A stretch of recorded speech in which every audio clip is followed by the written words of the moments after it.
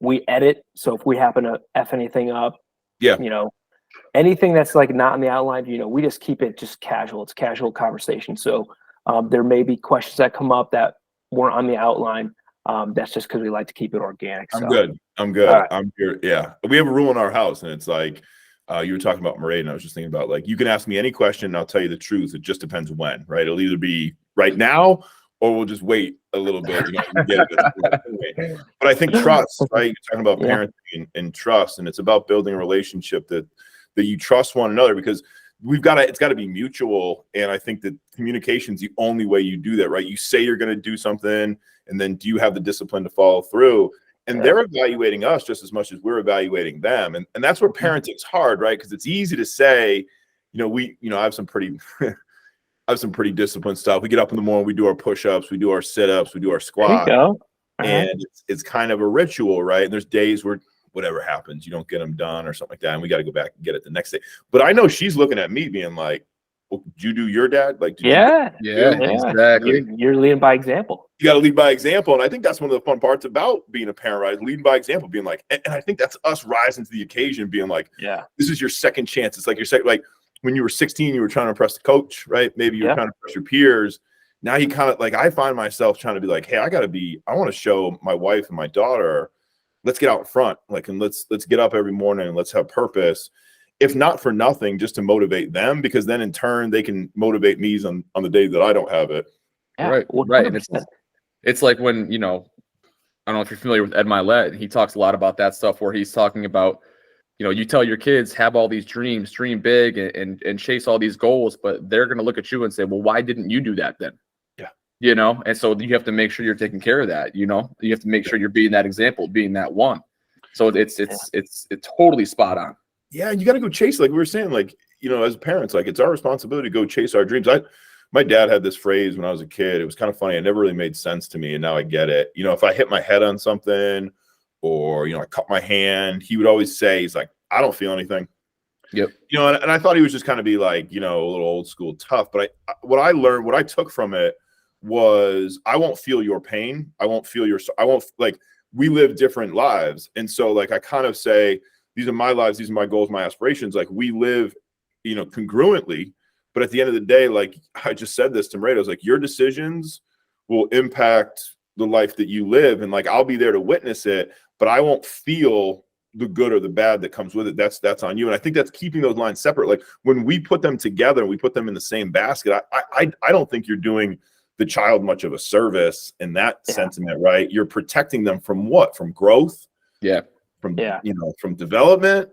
I always say, I'm trying to raise an adult, not trying to raise a child. Yeah.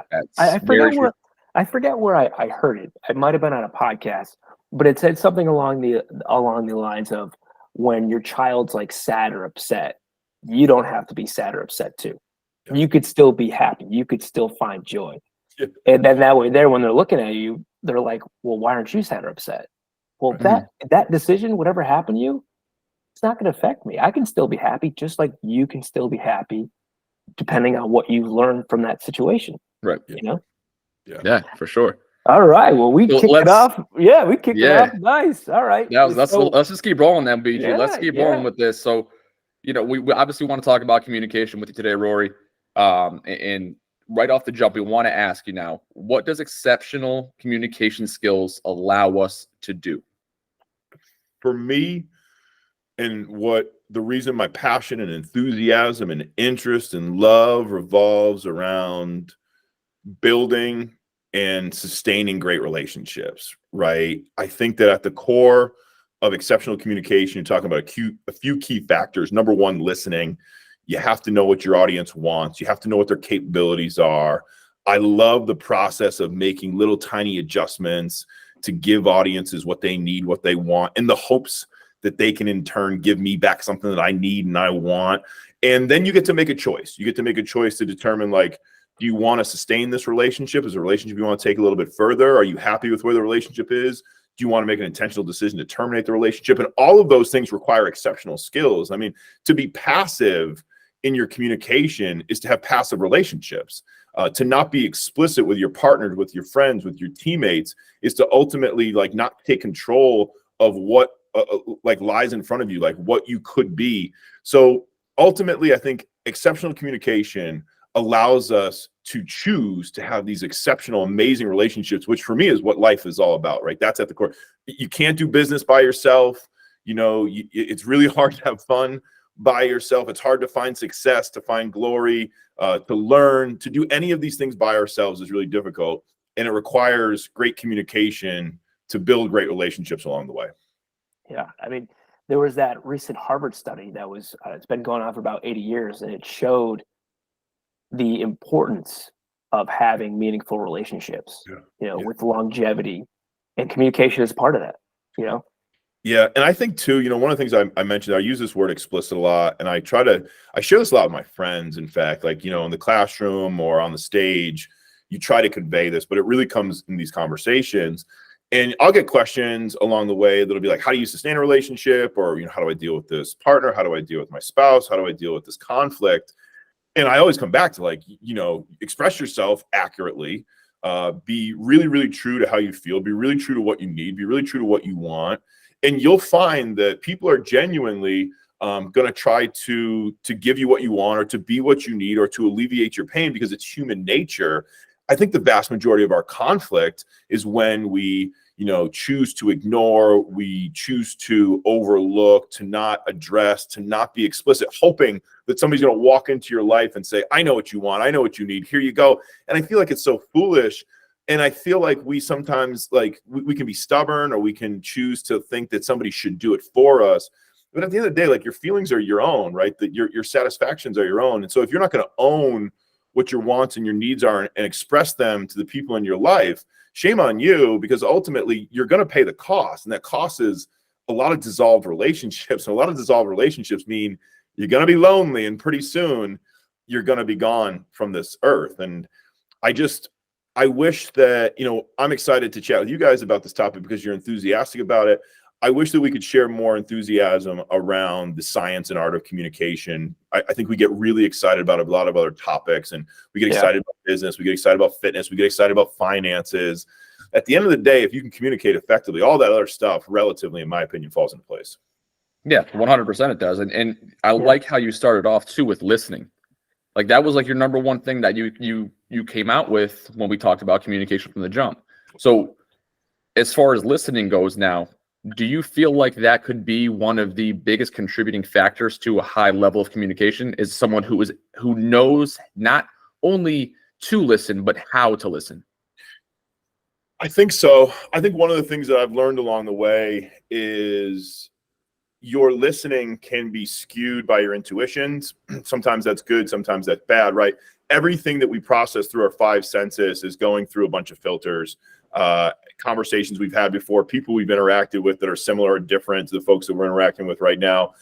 I think the first thing about listening is recognizing that it's going through your filter. So I have to process not just what you're saying, but I've got to process, like, how am I interpreting this, and just be aware of it. It doesn't mean I have to change or do anything with it, but sensitivities to recognize I'm only hearing half it, or I'm only hearing the pieces that I like, or I'm only hearing the pieces that I don't like, depending on the perspective. So now, once I've made that decision, I can choose intentionally to kind of go what I want.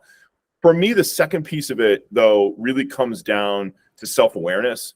And so I have to listen, because and this is actually counterintuitive. In order for me to be great, I've got to know what you want. And in order to know what you want, I got to listen. So now, once I know what you want, I'm in a prime position to be effective. I'll say to people, right, we'll do workshops and training development programs. Easiest thing we'll do is I'll say, Brian, what's your number one value, right? So what's something that you really, really value, Brian? Family. Okay, family. Perfect. So now what I've got the golden ticket to be able to persuade or to motivate Brian. So if I say, Brian, I've got an amazing program, and what it's going to allow you to do is to maximize the time that you're spending with your family. I've got your attention, right? And it's different than if I say to you, hey, I can maximize how much money that you're going to bring home, or I can maximize your fitness levels. Nope. I'm going to put it in terms of your number one value. And so that's, to me, John, where like the listening comes in, but then I got to do something with it. And I've got to kind of be able to, like, kind of fold it in. And to go down this path, it's really interesting. And I want to address this with you guys, because I think you understand just the influence of, like, motivation, right? Whether we're motivating ourselves or the people around us. This is my philosophy that I want to share, which is I genuinely don't believe in this concept of altruism. I don't think it exists. I think that human nature is built around, like, we're constantly in exchange. And the reason I bring that up for communication is because, like, I want to be in conversations. I want to be in relationships where if I throw energy out to you guys, I'm receiving that same level. And as soon as I stop receiving it, I'm depleting my own energy tank and eventually I'll run out. So the reason I say, like, I don't believe in altruism per se is that, like, I'm not giving this energy selflessly, right? I'm giving this energy in the hopes that in some form it'll come back to me. And that's where it's like, it's listening, but then you have to be able to kind of do something with the information you got. 100% agree with you.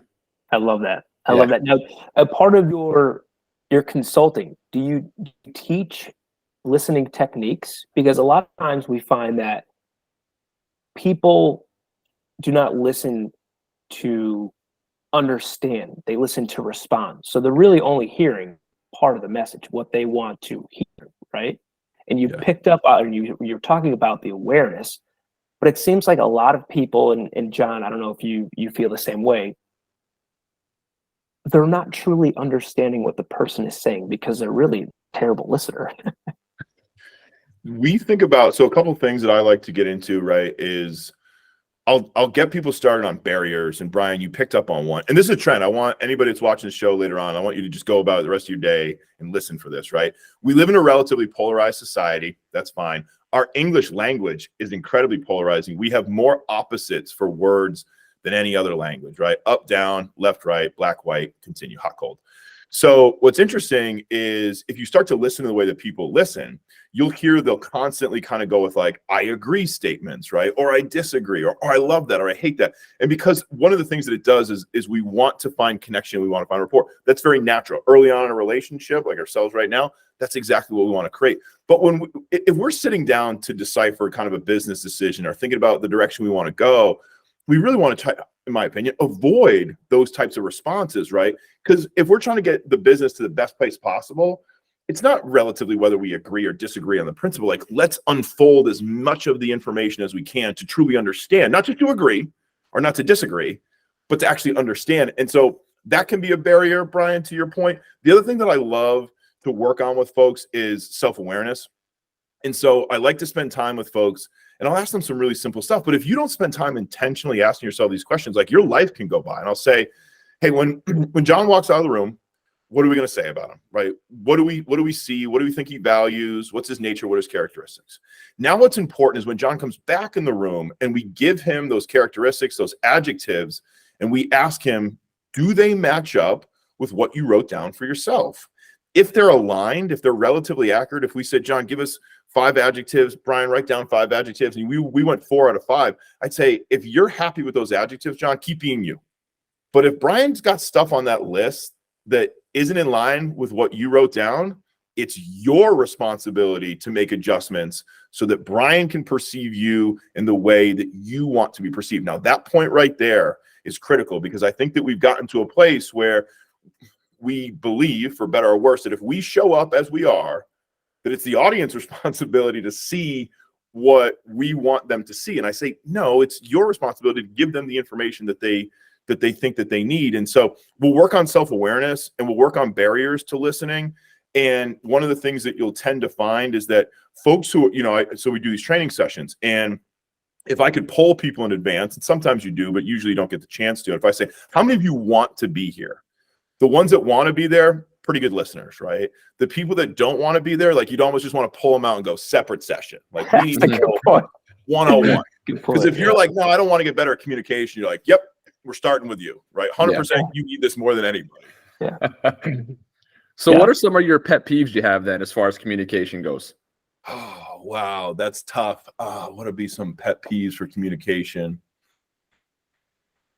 I think one of the things that I would like to see us all do a little bit better is recognize that we're not all the same ability in the same channels. In other words, frustration for me is leaders of organizations who believe that because they sent a message, that it was received in the manner in which they intended. Like, that's probably my biggest frustration. And I'll go and I'll meet and we'll do sessions with some pretty high level CEOs, some men and women who are running, really big organizations. And you'll ask them something simple like, what's the definition of communication? And they'll say, it's when I send a message and the other person understands it. And I'll say, that's great. So what do you call it when they don't understand the message? Bad communication. And I'll say, is it still communication? And they'll say, and then they're stumped, right? And the point that I'm trying to make there is a little bit like, so let me get this straight. Because you press send, you feel like it's good to go. And they're like, well, I spent a lot of time and I drafted it and I'm really good at it. And I'm saying, but that's your problem, right? You're asserting that the audience understands you simply because you press send. That's like my biggest frustration. Like I would ask us all to think about every time we send something, email, we put up a post, we engage somebody, that we have to assume that they may not have understood us. And it continues to be our responsibility to provide information or cues, to pause, to listen, whatever it takes for them to understand you. And if at some point you say, you know what, I'm done with this relationship, then you choose to walk away, but never blame the audience for not understanding you. Because if you really want to be a master of communication, it is always your responsibility to help them understand. And if you quit on them, then you've actually quit on yourself. Wow. That's damn good. That's damn good. That's damn good. And with that, Rory, in that example that you're giving with the CEO, where he sends out an email communication and he's saying, oh, how do they not understand? Mm-hmm. You're breaking it down simply by them saying, hey, do you have them provide more information, or do you have them to kind of build that effective communication where you're having them follow up with them being like, do you actually understand what I'm trying to say? Yeah, the first step is getting them to recognize that their communication is not effective, right? So now, and here's the crazy part, Brian, right? Is like that, that's the whole session right there. Like money made, if you can walk away and they can genuinely appreciate that, we've done our service. Your point is a good one, because like many of us watching or listening, we're kind of like wondering, like, what do you do next? One of the things that I get concerned about is some of us are really good face-to-face or oral communicators, right? Some of us are good writers. There's others who need more time to like craft their responses and to be a bit more thoughtful. I tend to find, right, especially in Western society, especially with where we're at in organizations, you've got 56-year-olds, they grew up prior to the computer, prior to internet and social networks. So what are they good at? The leaders are charismatic, and they're charismatic in person. They're dynamic, right? They're loud. They're probably extroverted, whatever you want to call them. And so they begin to assert that that's the style that's most effective. They rely on that style, and they put their teams or their people into arenas where that style is going to be rewarded, right? So they prefer face-to-face, or they prefer having lecture style presentations when they're addressing people. What I want them to recognize is saying, like, that's good for you and that's no problem. But what you should be assessing is what manner or what channel does your audience want the information? So think about, like, would they actually prefer to receive this keynote via video where they could watch it asynchronously, go back, maybe take some notes on it? Do they want it in a podcast they can listen to on a way to work? Would they prefer it in an email where they can quote you and they can respond and it makes you more accessible? That is typically like overlooked until somebody kind of points out to say, like, oh, so because you're good at presenting in person, you expect that everybody's going to conform to your preferred style, when in reality, what can we do to give it? Now, there becomes this little bit of push and pull, because I've had some audiences give me feedback and like, so you want me to accommodate every person in my organization for their learning style? And of course, my answer is like, if you want to be great, right? Yeah, because you probably don't want to hire, if you have 100 people at an organization, I don't think you'd want to hire 100 people that are just great at oral communication, right? You'd probably want to split 25 people good at presentation, 25 people making, visual imagery, 25 people who are great at writing. You have a balance there. They don't like that answer because they're like, wow, it's going to take a lot of bandwidth. And that's when I'm like, yeah, great communication is exhausting, right? To be great, you got to go home being like, whew, that was tough. And everybody wants it to be easy. And that's, I think the issue. Yeah. It's funny. Sorry, did you go ahead, man?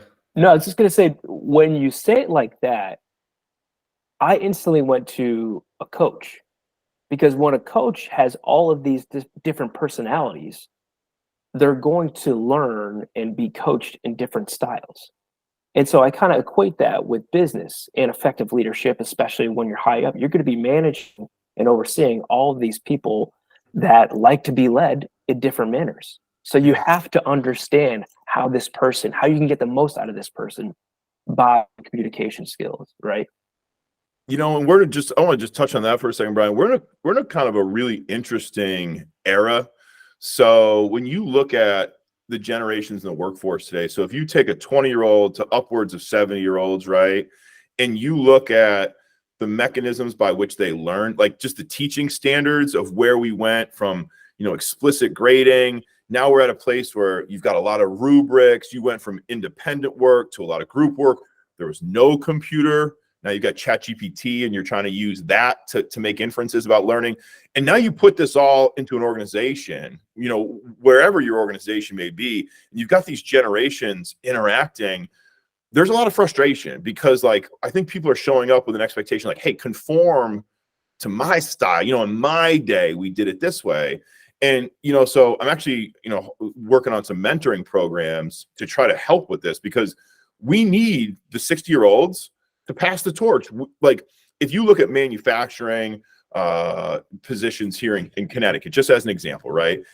We need those folks who have been on the shop floor for 20 or 30 years to make that job exciting and attractive to the next generation of the workforce. But they're not going to receive the stories the same way that we receive the stories from our grandfathers. Like, they're going to want it in a digital format, and I don't blame them, right? Like, why shouldn't they? So I think that I just point this out because if anybody's listening, if you're coaching, or you're working with people in the workplace, just try to take a sense of being like, what are their norms and expectations for what great communication is?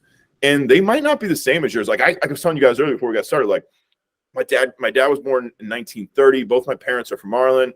There wasn't a lot of media in my house. The expectation was that you had to be a storyteller and you had to command attention with your presence. Today, the next generation is going to command attention with their digital presence, right? If we all could create amazing digital content, we would love that just as much as great public speaking skills. We'd be like, look at my content. So we have to celebrate each other's strengths and kind of appreciate those things. And that's an era where that takes self-awareness, and it takes a little bit of like giving and saying, hey, you know what, Brian, John, you guys know a bunch of stuff that I don't know. Teach me. Right. And it could be a double-edged sword thinking about it in this way too. So we are in the process now. We laid out a proposal for a business to have us come in and do a program for their wellness. And so it's going to be both physical and mindfulness practices that we're going to be doing with them. But we said to them in our proposal with them, they were using a larger company, Noom, for what they were using, and they weren't getting much engagement, and there wasn't much positive feedback for the program. And so we thought, well, are they getting the information the way they want to get the information and the way they can digest the information? And so we said to them, well, I think it's a good idea for us to put out a survey and say, how do you want us to provide said information to you guys? Do you want it in a newsletter form? Do you want it in a video form? Do you want however you feel you'll consume the information the most effective, the fastest way, the way that it can be shared the easiest? All these different things need to be taken into consideration. So when you're saying that the media side of things can be very helpful. On the flip side of things now, we're talking to, we've had conversations with, state troopers, people who work in law enforcement, those things. And their one complaint they have overwhelmingly is the fact that the communication skills on the younger groups coming in are much less because of how often they communicate through media. They don't know how to communicate face to face, which is causing major issues when they're out on the force. Yeah. Does that sound like that makes sense to you? Yeah. It's interesting. I've been so my career in higher education spans, almost 18 years now. And I fell in love with the classroom. The very first day I showed up, I was really, really, really young. They let a 22-year-old me teach a class for credit, which I didn't even know that was like legal. I was like, what? So anyway, I had just gotten my bachelor's like a few weeks earlier, and they're like, yeah, you're good. And I was like, all right, here we go. Let it rip. And man, I loved it. And what I loved about it, John, was like, you got to engage with people, right? And I'd be like, John, why do you think that, right? And I disagree with you. And you're like, oh, and you'd walk out a 15-minute class. I felt full. I felt like I had lived a life with people. 17 and a half years later, there's moments that I walk into that shared space and I yearn for what was. I yearn for somebody that will come and bring a presence and share space with me. I mean, these minutes that we share together tonight, like, we don't get them back. And I just look at it like with a sense of urgency, like with a sense of purpose. And unfortunately, it has changed, and it's changed dramatically. I think that, going back to the comment that I was making to Brian a second ago, it's like we're in this transition era. And, you know, for the folks that are working the force, I mean, it's so difficult to do that job without tremendous communication skills. But at the same time, even if they have them, if they're approaching or engaging folks that aren't engageable, just as difficult, right? So it's like the double-edged sword continues. It's there. You know, the one thing that I noticed as a trend was COVID was great for, if I were to say I'm in the business of helping others communicate more effectively, COVID made communication super tangible to people, where like they couldn't take it for granted. Now all of a sudden people are setting up offices and they're creating content. They're recognizing how difficult it is. And that's what we want, right? Like, we want people to go, hey, I should be putting some effort in this. I always describe communication as a value. So you value family, you value your finances. What do you do, right? You look after your family, you check your bank account once in a while. You value your fitness. What do? You think about, did I get exercise today? What did I put in my body? Yet we treat communication like a tool. Oh, I have a presentation today. Let me be good. Okay, let me put it back in the toolbox. Doesn't matter. That's my concern right now, is that communication is this tool, is this mechanism for young people where it's like, oh, I have to present, or I have to talk. I have an interview. Let me prepare for the interview. I'm thinking, I'm gone. And I tell my daughter, so I tell them, like, you're preparing for the interview all day, every day right now. Like, the entire thing's an interview. So if you're waiting to turn on, you didn't get the job, because they'll know. And yet, if we don't change that trend, and I don't know how we do it, because we need our phones and we need our laptops, we need our communication channels to stay connected. But these skills, right, our ability right now to be virtual, but to still have a sense of rapport and engagement and dynamism together, it's real. Yeah. I don't believe it's by accident. I believe it's honed skills. We have to try to make sure that we remind folks that this is just as important. Yes, creating content's good, but at the end of the day, humans are still going to come together for at least another couple hundred years. And I hope that we can sustain it. But I got to tell you, John, like, you know, if we want to have some spicy content here, I don't know. I don't know. It's been a struggle out there the last few years. It certainly has, for sure. And Rory, you just mentioned the pandemic, which that was challenging in itself, because people were used to going into the office, and then they had to get used to remote working. And part of what you and your consulting firm work on is talking about digital presentation skills. And, you know, I've been remote working since 2018. I never received or was offered any kind of formalized digital presentation, education, if you will. Can you describe how you develop an individual's approach to effective digital presentation and the core communication theories? Yeah, Brian, first of all, like, it was hilarious, right? Like, March 20th or something rolls around, we send everybody home, and they're like, we're on Zoom. And like, everybody just logs in being like, yeah, we're on Zoom now. And it was a disaster, right? You know, you're looking up noses, you got ridiculous stuff on the background, you got all the stories. And I thought to myself, like, it wasn't a great day for the world, but it was a great day for those of us in the communication business, because we're like, here we go. You didn't think we had value last week, but now things have changed. So the first thing that I like to talk about are expectations and norms. And the simple part is this. I like for people to think about the virtual space as being no different than like me coming into your home or coming into your office. And one of the responsibilities of the host right off the gate, before you even invite me to the meeting or whatever it may be, is like, set some norms and expectations for what I could expect, right? Like, and we're going back to early days. Hey guys, this is going to be a cameras on meeting, and there will be opportunities for you to participate. Okay, I've told you right away that, like, you better show up dressed, right? And out of courtesy, like, that seems obvious to some degree, but like, early days, that wasn't necessarily the case. Before we got started on the show tonight, right, you said, hey, we've got a script. We're going to go through the questions. However, we may go off script. I want to let you know if there's a mistake, we can edit out. You've given me some norms, no different than if I came over your house, you'd say, hey, Roy, park your car on the left side. You mind popping your shoes there? You can leave your keys in the counter. Come on in and grab a drink. And I'd say, now, why do I go through this routine, Brian, is to say, I have to reduce your uncertainty about what we can expect. Now, let's go one step further. And then the next piece of it is I say, like, these are the norms, these are expectations. So I'm going to run a meeting, And I'd like everybody to stay on mute. And if you have questions, please only use the chat.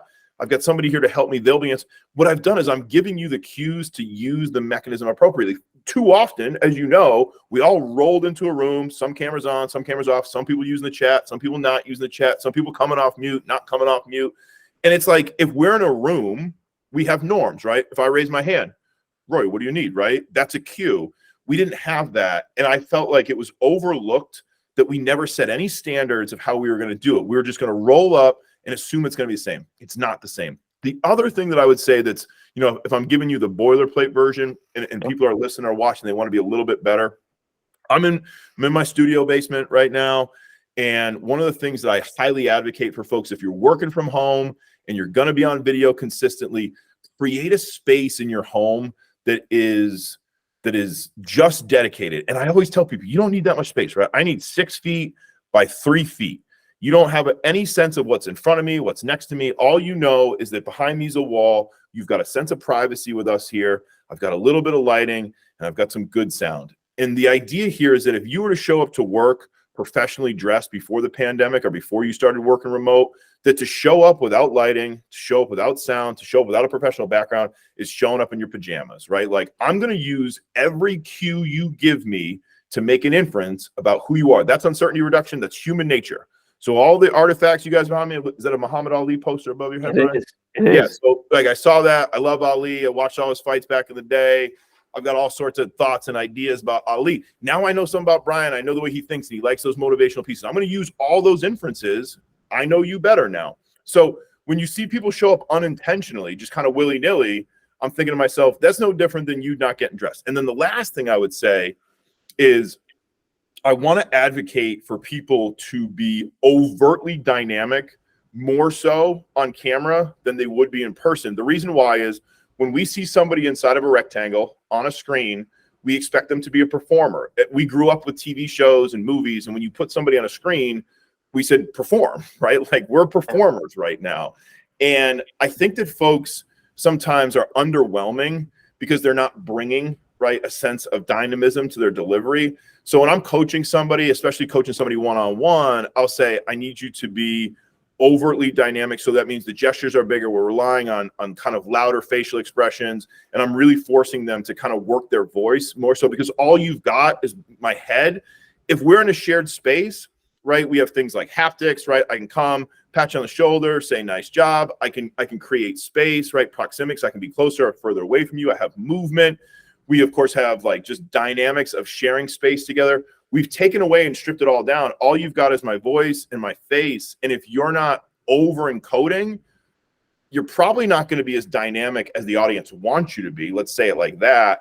And those 3 areas would be kind of my key, right? Is setting expectations, create a small little space in your home with a bit of light and some good sound, and show up and be as dynamic as you possibly can be. And your audience will appreciate the time they spend with you. I love that, creating the expectations, because typically when I am going to be leading a presentation, I'll always send out an agenda beforehand, of course. But the expectations piece, I never put that. And I feel like that could be so beneficial to everyone. So they have the wherewithal to understand, like you said, put cameras on, be on mute. That will save so much time. And like, you can just focus on actually presenting the information that you're focusing on. And then at the end, if there's questions, you could then save time for questions. But I love that. And I'm going to use that. I appreciate that. Yeah. So you've been in the University of Connecticut now for 13 years. Is that correct? As a so my story begins at UConn in 2006 to get a master's, because I didn't know what I was good at other than going to school. So I just thought I'd keep going. I stayed for PhD. Then I'm this like anomaly that I got my PhD and then I got a job in my department that got a PhD, and they told me they don't do that. Then they told me that they don't tenure people that get PhDs in the department. I got that. And today, that was cool. But today I have an amazing, I don't even call it a job. I have a very cool opportunity. So I teach some courses in the Department of Communication. I teach some courses with the School of Business, particularly for their MBA and their executive MBA programs over the last decade. So I get a chance to work with adult learners who have a sense of urgency. So like yourselves, chat with you guys, like people that we're all showing up being like, hey, I want to get a little bit better. That's fun. And then over the last couple of years, I have this really fantastic opportunity. I work for the Center for Entrepreneurship and Innovation. And so now we get the chance to help startups, young entrepreneurs, sometimes old entrepreneurs, but if you're new, take their business and startup to the next level. So, you know, a lot of people think about entrepreneurship as finance and investing. And of course it is, you got to have an innovation. But for me, I think like you got to be able to communicate the idea. If people don't get excited about it, it's dead on the shop floor. If you can't recruit employees, you got to make those first sales. You've got to have people trust you enough to invest in you. So I've been really fortunate to have some trust and faith put in me to bring my skills into the team and to actually make communication an integral part of the entrepreneurship process. You know, and that for that fortune is really cool. And then I have one other gig where we actually work with engineers and we try to help engineers communicate more effectively because, you know, I actually had this opportunity. I worked with this guy and he was with NASA at one stage and he said this really profound thing. He's like, this is a guy working for NASA, like building actual rockets. And it was funny because, you know, I had so much admiration. I was like, that's so cool. And he's coming to me and he's saying, he's like, you don't understand. He's like, communication is the most difficult, most challenging thing. Like if we could only figure this out. And I'm sitting there kind of looking at the world like, man, communication's easy. Like you put the work in and it's good. So it was really humbling to have those experiences, to work with engineers who I've always, you know, had admiration for building things and creating things, to actually see communication as a science and to see the value of it there too. So yeah, I've been at UConn a long time, done a lot of really cool things, super kind of just, you know, blessed, I suppose is cliche, but really fortunate. I stuck it out there early days and I wouldn't change anything for the world. That's amazing. Awesome. So in that time, all the classes you've taught, all the people you've come in contact with in that time, when you're teaching things about communication and techniques and all these different things, there has to be a level of evolution that goes with that as well. If for the amount of time you've been teaching it and like you said, the different areas you teach it in, is there things that you've had to learn along the way in the lines of communication because of the way things have evolved in society itself? Wow. That's such an awesome question, John. Here's how I'm going to try and answer it. I think like, you know, when you're new at something, right, and your knowledge is low and you're highly motivated. And so like you go to the most complex areas and you're learning, right? So you talk about my evolution. I think about you started at a place where like you didn't know much, and then you know you finish a PhD or like you get into like the meat of your career in early 30s. You know, I'm grinding away, doing a lot of work, and you feel like, okay, I know everything. And then I think what ended up happening for me was, in order for me to be once again good or effective or helpful to new audiences, was actually how to make it simple again. And, you know, as you asked me that question, I just thought of this like bell curve. And I thought to myself, like, it's so funny because you started off with the most simple concepts and then you got to a place where you're really sophisticated and you really could dive deep into all these theories and I could bore you guys to bits with all this stuff. But at the end of the day, like I'm probably my most effective for my audiences, my students, my learners, when I can give it to them in a format that they just can appreciate, they can understand, they can resonate with. And I'll be self-critical, I suppose, in a way. When you go through that level of learning and that depth and you've got such passion and you're just reading and consuming knowledge and you're practicing your craft. And, you know, for all of us guys, like you're in your like maybe early to mid 30s and you want to showcase, right? You want to be like, oh, check this out. I know this stuff. It was definitely this point of self-awareness for me where I realized I kind of had maybe like lost the plot a little bit, where it was like, I don't think I was reaching the audiences the way that I used to. And it was so funny because it was actually working with the engineers where I realized, whoa, I got to strip this thing back to the basics. And for me, it was tough at first because you're like, no, like I want everybody to have this really sophisticated level of knowledge. But at the end of the day, my goal was to help you communicate more effectively, tell better stories, be a better listener, like some really simple stuff. Yeah. And I found that for me, my evolution wasn't necessarily, because I'll answer the question like this, John, like the process of communication and the way that I see the world hasn't changed and relatively won't, at least until maybe AI actually takes over. So check this out, right? you've got a source that has something to express. They have to make a choice about how they're going to encode it. So they pick a channel. So I'm going to type it, I'm going to say it, I'm going to show it, I'm going to, Pictionary it, whatever you want to do. So I'm going to put it in a channel. And then I've got an audience, and they're going to decipher it, and they're going to make sense of it, and they're going to send me some feedback. And so no communication is still communication. They're going to say yes or no, or they're going to give me a face. And that process is cyclical and never ending. It's infinite loop. That process goes back, pick your hieroglyphics, pick your caveman, whatever. Like, the process really hasn't changed. The medium have changed. The channels have evolved. The affordances of the channels have evolved, but the process is still the same. And so point being is, like, I went through, as you're asking, like, all these evolutions and theories, and we would study how theories evolved. Really, what's funny is, like, my best success, I'd say over the last, like, maybe 5-6 years, has come from simplifying the process for audiences, making it accessible, making it exciting, and leaving it at that, and getting people to walk away from a session being like, I really am going to go home and sit down with my spouse, and I'm going to ask them some simple questions about what they value. So the next time I'm trying to persuade him or her, I can approach them in a way that they care about. So simple. And so for me, the evolution wasn't the theory, wasn't what happened. It was actually my approach to helping others. That's awesome. That's incredible. Yeah. And thank you for the question, because I've probably never had a chance to really articulate that. So yeah, I'm going to have to spend some time reflecting on that as well. And you mentioned storytelling, and there's a quote that I love where it's facts tell, stories sell. And I know your consulting business, you do focus on the art of storytelling. And that's something where John and I really focus on our public speaking, is we always include stories. How do you teach someone the skills to effectively communicate a good story? Yeah, it's a great question. And I want to kind of make sure that I clearly cite my resources, which I won't do, but I rely infinitely upon all the greats that wrote or shared or, made content. And so I'm always sharing books with people, and you'll see on my LinkedIn and stuff, I'm always sharing ideas. Great book. Not too long ago, time seems like it's flying by. So there's this great book by Randy Olson, and it's called Houston, We Have a Narrative. And it presents a basic premise called and, but, therefore, which is the essence of all great story. He gives examples from Abe Lincoln's Gettysburg Address all the way to South Park. And if you're interested in storytelling, don't take my word for it. Go read Randy's stuff.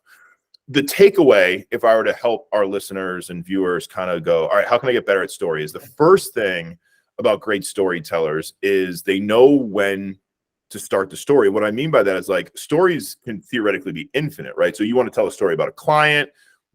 Where are you picking up that client, right? When they were 18 and they developed bad habits, at 24 when they came to you, or you picking them up at 25 a year into the program, and you recognize that, like, wherever you start that story is now kind of going to have a pretty big influence on, like, what can you get to in a short amount of time. So the first thing that I always tell people is, like, you want to tell a story about your product, your service, right? Like, you want to get us to the light bulb moment, or you want to get us to that kind of that changing reality. And what Randy talks about is that you need to set up a premise, like, in an ordinary world, right? Everything's fine. In an ordinary world in 2019, we're going about our business, but then a pandemic comes along and it changes everything, right? Therefore, we had to learn how to exist in this new world. So he'll use these 3 markers of and, but, therefore, and there's a little bit more to it, but I would say that ultimately, know when to start the story. So if I say, hey, tell me a little bit about yourself, John, John's got to make a quick reference to be like, where am I starting? Am I starting at day 1, right? And, like, how do I condense 25 years of something that's relatively interesting to John, but it might not be that interesting to me, till he can get to a but moment. And the but moment's when he's like, but I was going along on my journey and everything was fine, but then this thing happened. And I go, oh, so what'd you do? Right? Mm-hmm. He goes, yeah. So I decided at that stage I had had enough of this thing, and I quit my job and I moved across the country, and this is where I'm at today, and this is what I do. So the second piece of the great story, after you figure out where you're going to start, is but. And this is the simplest thing. Like, if I were to give 30 seconds, guys, all right, if anybody's listening, more buts in your stories will make you relatively more interesting, right? So I can tell you all about this thing, but I don't have enough time. So now you're going, therefore, I'll just tell you this one thing, and it pulls you in. And then the last one, of course, is a therefore, which is just to, okay, therefore, today, this is where we're at. I'll give you this as a tip, Brian, as you're probably a pretty profound storyteller yourself. But I found from reading and listening and studying and helping others, great storytellers, no matter how far back they go, thousands of years, a great storyteller should always be able to bring the end of the story back to this moment, like right here, right today, you and me, because it makes you relevant. See, one of the things that I concern about stories is like, if I bring you back 25 years and I have a good but the therefore is this like fable-like ending, and like, therefore I rode off in the sunset and everything was good, you're not relevant to the story. Like, I've never made it relevant to you.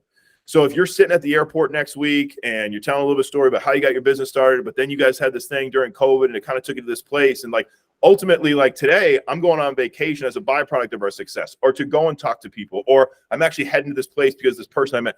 You can make it relevant to the person there. Now you've invited them to be a part of your story. And that's the essence of great storytelling, is we have relevance. So be really critical about where you start. Make sure you've got this pivotal but moment, the Indiana Jones, you're running out the cave, you've got the goblet, it's all good. Cave closes. What do we do? Right? Cliffhanger.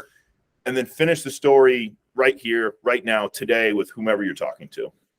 Wow, that's some great information right there. And you know what you did too, even just giving us those nuggets of gold, is you stirred up emotion. Even with you just talking about how to be a better storyteller, stirred up emotion in me. And that's what you want to do when you're telling a story. Yeah. Get people emotionally involved. Yeah. I love that. That's great. So obviously you're more now than just a fantastic individual who knows how to articulate all aspects of communication, right? We are two guys who love ourselves, keeping ourselves in shape and all these good things too, right? So let's have a little fun now, okay? I want to get to know you a little better. I just met you here maybe an hour ago, so I can tell you love your sports and you stay fit. What are some of your outlets, man? What are some things you love to do to keep yourself healthy so you can stay on top of your game in your field? Let's talk, right? Let's get into it. Let's talk sports. So I have been competitive in sports like since the day I could, and I'm approaching 40. I'll turn 40 in July, and I have not stopped competing in sports. Like in my 20s, my 30s, my 40s, I played on competitive teams.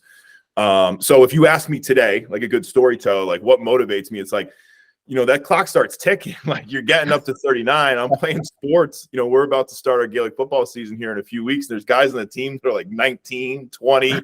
I was talking to a few of them there over the holidays, and they're like, I don't start training until January 1. I'm thinking that's not for me. But the answer to the other side of it, though, is like, I've kind of always been a gym rat, and I didn't realize how important it was to me probably till a couple of years ago. It was just like I grew up, not too far from the Gold's Gym on Enfield Street.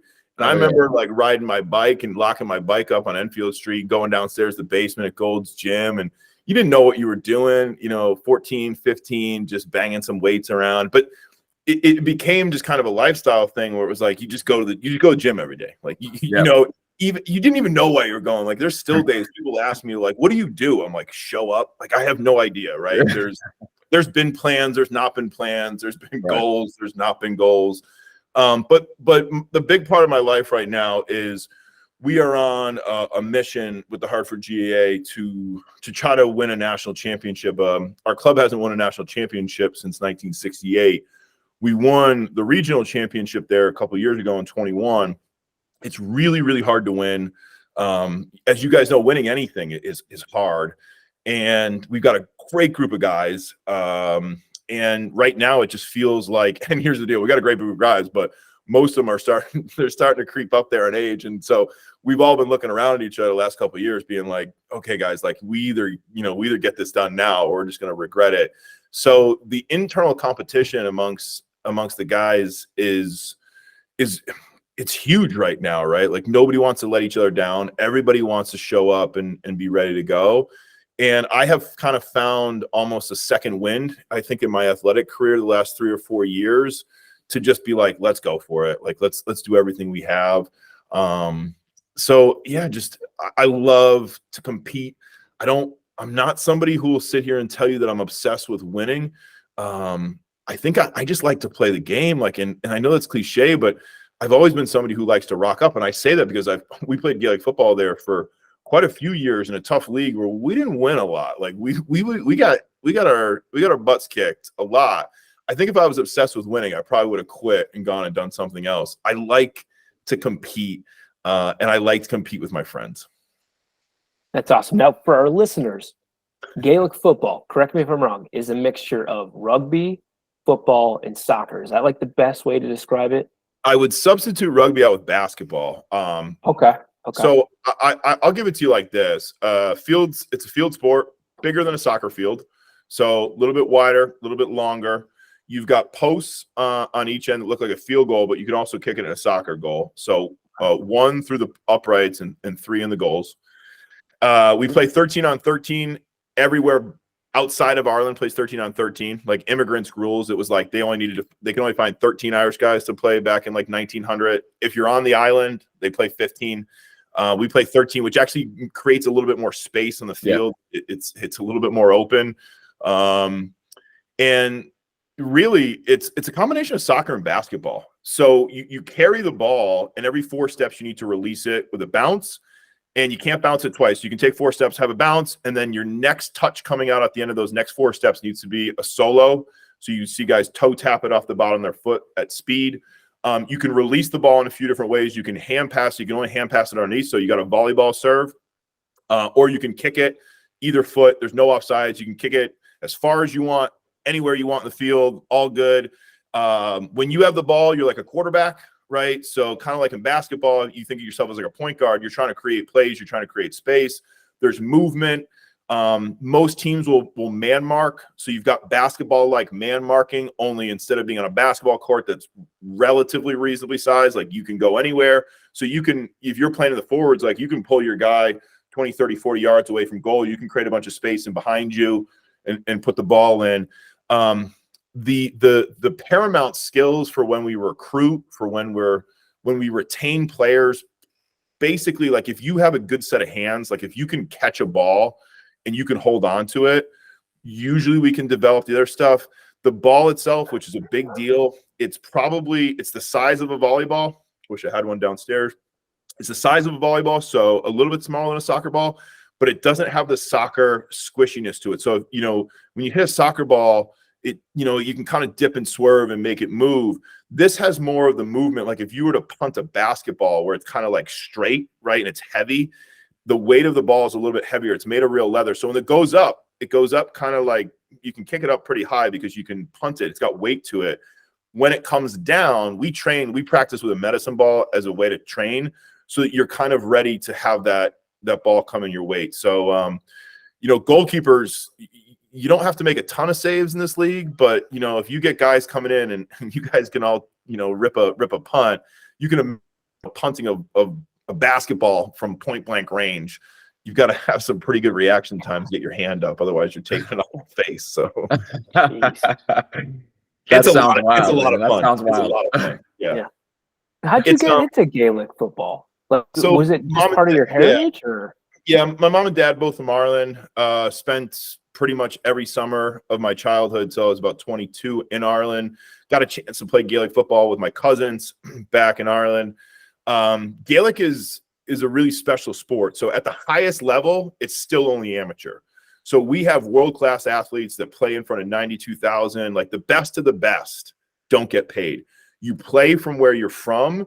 So there's no pro sports teams. So if you're born in Connecticut, you'll play for Connecticut, right? You don't transfer. I mean, unless you move to, Chicago or something, you go play for Illinois, but you play for where you're from. So you've got this parochial type pride. And so back in Ireland, you've got clubs, right? So Enfield would have a team, right? Somers would have a team. Wethersfield would have a team.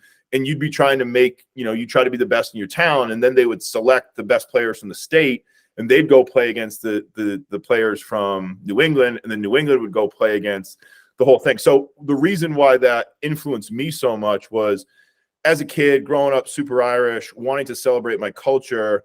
For me, it was like my way of like being Irish in America. Like I got a chance to play my sport. The other piece of the puzzle is we have a culture and community that really it feels pretty special. I think Americans maybe, if you ever came from like a hockey type culture, maybe that fits a little bit, but we are special. Like it feels genuinely family-esque.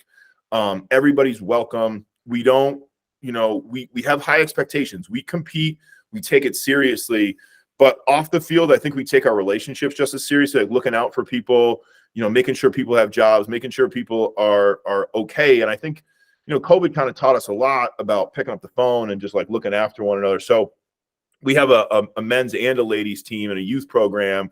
And now we've got this culture down there in Hartford. We play at the Irish American home in Glastonbury. We've got over 100 players. And we had a Christmas party there a couple weeks ago. There was 55 of our players down for a Christmas party. And that was super special, men and women. And I just got a chance. I stood back for a moment, looked around the room, and I'm watching all these people who they love a sport, but I think what they're really into is like being part of something bigger. And the closest thing that you guys could probably relate to going back is like, college or high school sports when you were like on a team. And now you get to your late 20s, your 30s, right? And a lot of times all that's left for most of us is like kind of like rec sports, playing rec softball. You show up and you ball, but it's not more. This is an outlet for people who are looking for, hey, I want to be part of a club again. I want to be part of a team. And you want to know what? It's not for everybody. Some people are like, hey, I want my Thursday night beer league in and out. But when you miss that kind of camaraderie and like showing out for each other, it's really, I mean, when you think about what we have here in the greater Hartford area or greater Connecticut area, it's pretty unique in that way. We invite anybody that's watching, you're invited down, get in touch with me. And we've turned a lot of former soccer, basketball, volleyball, American football players into some really good Gaelic football players. And we compete against other teams that are predominantly American too, I should say. So you have Irish men and women, by the way, over here in Boston, New York, Chicago, Dallas, San Francisco. There's clubs all over the world, and they play at a really high level here in the States. We play in a predominantly American division. So at any given time, we have 10 or 11 players in the field are American for us. You do have some Irish-born players. Typically, the Irish-born players will have more experience, right? It'd be no different than you and I showing up and playing baseball or ice hockey or something maybe. But it's a fair and competitive division in the sense that for new players, you can come out in your first season and contribute. And that's awesome too with the sense of community, right? And kind of just tying it all back into communication and the power of cultivating relationships. I mean, it sounds like that is what that league is all about, is you build that community, you build that close-knit relationship. And I mean, I still play soccer with a bunch of guys, and I love that feeling because, when you have your work, you have your family, it gives you an outlet to where you can really look forward to. You have a special relationship, something in common, and you're all marching towards like a common goal, which is really cool. Yeah, just to talk about that for a second, Brian, like, especially for anybody out there that might be watching or listening that play sports that hasn't got back involved, like, I just want to encourage men and women. We have a ladies team. So if there's ladies out there that are like, hey, where do I get involved? We have a ladies team and can talk about that. But to that point, Brian, like, we attract so many people and retain so many players, not primarily just on the sport, but because like they're missing that like Wednesday, Thursday night where they just have camaraderie, like a place for just to be yourself, right? To express yourself, to go out, to run around. I always talk about being primal, right? Like, especially the competitive nature. I say like, hey, Wednesday night, guys, 6:30 to 8:30, let's be primal, right? We can go out and we can be who we are. When we step off the field, we can go back to business. We can go back to being, who we are. But I think it's important for our evolution and just for us as human beings that we still have places to play and to go out and to express. We were starting the conversation earlier about as parents, right? Like, if you live all your sports journeys through your kids, like your kids are going to resent you, right? They're going to be like, hey, mom, dad, why don't you go ball out? Like, I heard Rory's looking for players on Wednesday night. Like, you go play with him and I'll come shout at you. And I just noticed that, like, and you may experience this too, but the guys that I play with, my ladies team, I see them as they're stand-up individuals in their communities, they're leaders in their workplaces, they're great parents. And I think a lot of it has to do with the fact that, like, they still go and be primal for a couple hours. They still play. And when we take away play from human beings, I think we get a little bit pent up, and I don't necessarily think it's good for anybody. Yeah. No question. No question. Listen, Rory, this has been awesome, man. Like, you donated about, a little over an hour of your time to us now. I don't want to keep it too much longer. I just wanted to say, for me personally, not only learning about your sport there, but everything else you taught me tonight, I am extremely grateful. Thank you for donating your time to us tonight, man. This has been fantastic. Yeah, you guys are awesome, and it was a pleasure to be here. I'm excited about what you guys are doing. Congratulations on your work. I know that I'll be sharing this out, and I just feel like, as somebody who cares about communication, you guys are starting conversations for people. You started a conversation for me tonight, so I'm equally grateful. I appreciate that, John, Brian. Thank you. Thank you. And also, we just want to say congratulations also being recognized on 2023 Hartford Business Journals 40 under 40 recipient. Woo! That is amazing. Hey, there we go. Yeah, and for anybody asking, under 40 until July, okay? So I had all the jokers out there that were sending me messages. Come to my birthday party in July, okay? Yeah, right. That's awesome. That's awesome. There, yeah. Thanks, and Rory, where can everybody find you? If they want to reach out to your services, where can they find you? I love just hitting up people on LinkedIn. I just think it's a great place, for professional networking, and I'll field questions there, inquiries about Gaelic football, about RPM, if anybody's looking, to get connected. I love, passing along the information. RPM is a pretty good follow too. We love sharing quotes and articles. So if you're kind of interested in this stuff, certainly give us a follow, but send me a message or just get connected. I just love building relationships. So I want to hear what people are doing, and you can see all my stuff there. Awesome. Well, Rory, it's been a pleasure, my friend. Thanks, guys. Awesome. Take care, Rory. Thank you. This is awesome, dude. You killed it, Rory. Thank you. That was fun. Yeah, man. That was gold. You had some nuggets of gold in there. Oh, my God.